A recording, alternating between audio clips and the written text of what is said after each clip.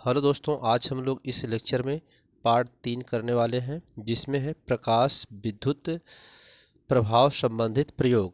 इसमें नंबर 1 है हर्ट्ज के परीक्षण। तो हर्ट्ज ने सन 1887 में स्फुलिंग विसर्जन द्वारा विद्युत चुंबकीय तरंगों को उत्पन्न करने के लिए कैथोड पर पराबैंगनी प्रकाश आपतित कराया। तो स्फुरलिंग स्फुरलिंग को इस कहते हैं स्पार्किंग करना। स्फुरलिंग मीन्स अधिक तेज हो जाता है। इस घटना की व्याख्या हर्ट्ज नहीं कर पाए। तो हर्ट्ज ने स्फुरलिंग की व्याख्या नहीं कर पाते हैं, तो इनकी यहाँ पर यह परीक्षण फेल हो जाता है। तो इसके बाद आते हैं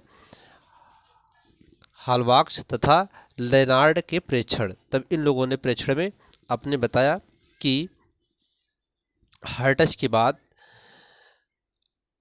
बाद यहाँ पर हाल्बॉक्स तथा लेनार्ड ने परीक्षण किया और परीक्षण करके एक कांच का ट्यूब लिया, जो ये कांच की ट्यूब है, और जिसमें दो इलेक्ट्रोड लिए, एक प्लस और एक माइनस का। दो इलेक्ट्रोड लिए, ये इलेक्ट्रोड माइनस का है और ये इलेक्ट्रोड प्लस का है लिए, और दोनों जिंक के थे। ये जिंक प्लेट ए भी है और जिंक प्लेट ए भी है। एक माइनस का जिंक प्लेट लिया और एक प्लस का जिंक प्लेट लिए।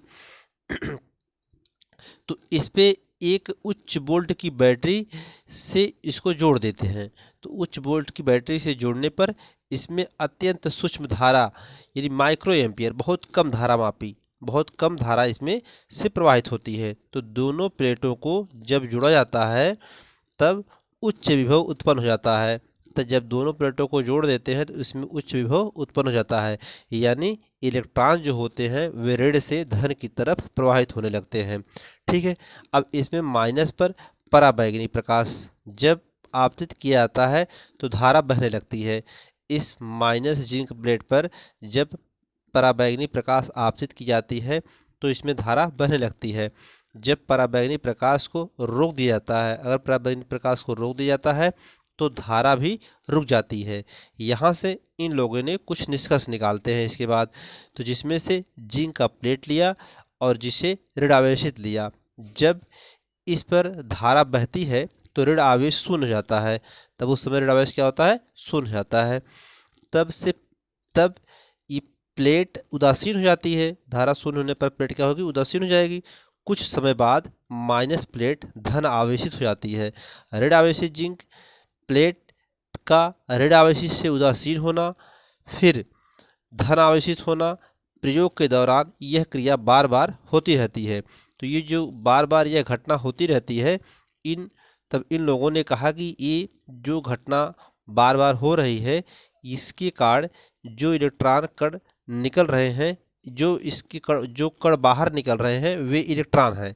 ठीक है। तो इस प्रकार से इसे सिद्ध कर सकते हैं ये लोग। तो सिद्ध करके इसके हम लोग निम्न प्रयोग में लाते हैं। तो वही चीज़ इसमें लिखा भी गया है।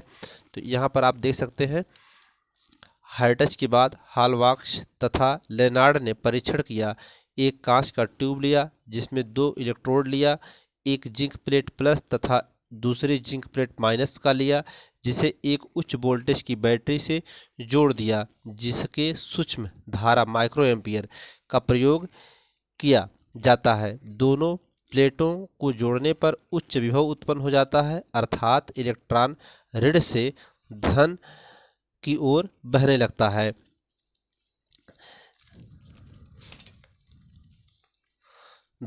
है।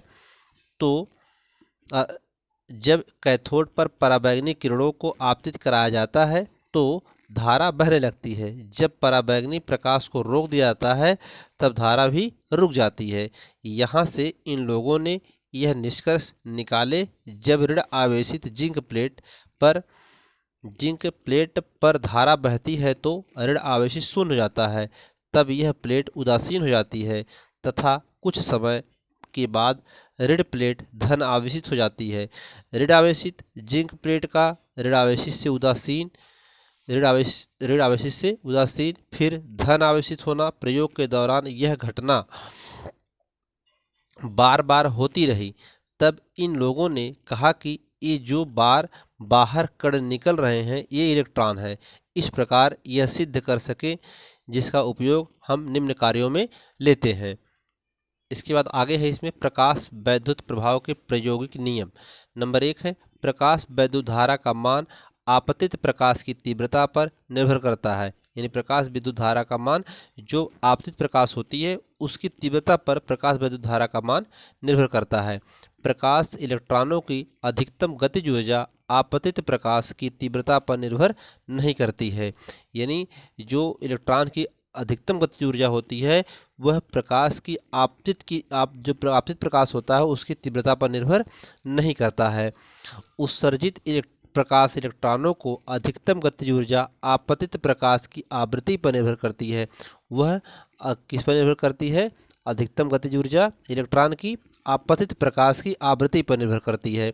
यदि आपतित प्रकाश की आवृत्ति धातु के लिए आवृत्ति से कम हो तो चाहे जितनी तीव्रता का प्रकाश चाहे जितने समय के लिए आपतित कराए जाएं, प्रकाश इलेक्ट्रॉनों का उत्सर्जन नहीं हो सकता है।